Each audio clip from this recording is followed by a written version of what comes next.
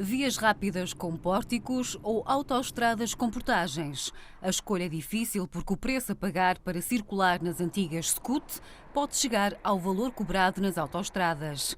Se percorrer os 217 km da ex-SCUT A23, entre Torres Novas e Guarda, numa viatura de classe 1, terá que desembolsar 16,32 €, uma diferença de apenas 5 euros, face aos 21,80 € cobrados pelas portagens da A1 nos 320 km que separam o Porto de Lisboa. A conclusão é do jornalista do Expresso, Rui Cardoso, que acaba de lançar o livro Pare, Scute e Olhe, um guia para fugir aos pórticos das ex-SCUT.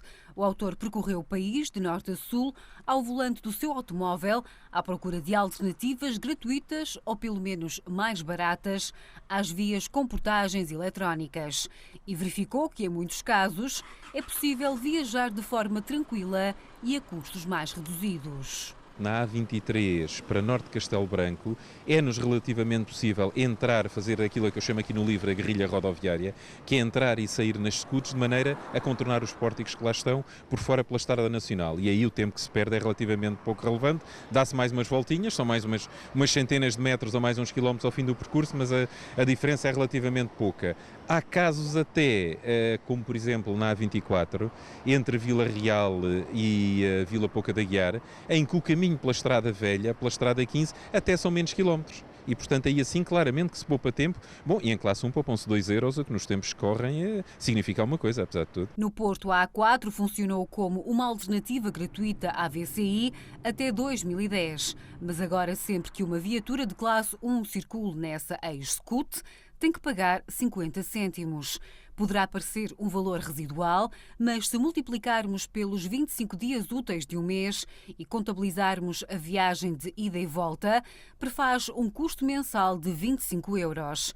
É um esforço extra no orçamento familiar que tem levado à desertificação automóvel das vias rápidas com pórticos e ao congestionamento dos itinerários gratuitos perto dos centros das cidades, como as estradas nacionais e regionais. A VCI está permanentemente engarrafada porque passou a ser o único troço para o trânsito de longa distância fluir à volta do Porto sem pagar portagem. Quando, por exemplo, a A41 permitiria dar a volta, a chamada CREP, a Circular Regional Exterior do Porto, permitiria dar a volta todo ao Porto, exatamente entre Lessa, Maia, Valongo, por aí fora, e de facto aquilo tem uma parte tem portagens físicas, a outra tem pórticos, o trânsito todo poderia andar ali, que até acho eu que deveria ser incentivado a andar ali e não a poluir a cidade invicta, e efetivamente não anda lá porque aquilo custa dinheiro, e muito. E se o objetivo era angariar mais receita com a eliminação das SCUT e a introdução de pórticos, a realidade veio provar o contrário. Pensar-se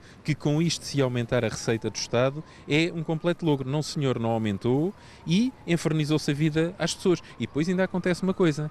Se antes havia a crítica de que as SCUT eram um elefante branco, agora é que elas são um elefante super branco, porque estão lá vazias, custaram uma fortuna e ninguém lá passa. Para o editor internacional do jornal Expresso, o princípio do utilizador-pagador aplicado às SCUT é injusto. Rui Cardoso conclui mesmo que o único objetivo dos governantes que implementaram esta medida é extorquir dinheiro à população e promover o seu empobrecimento.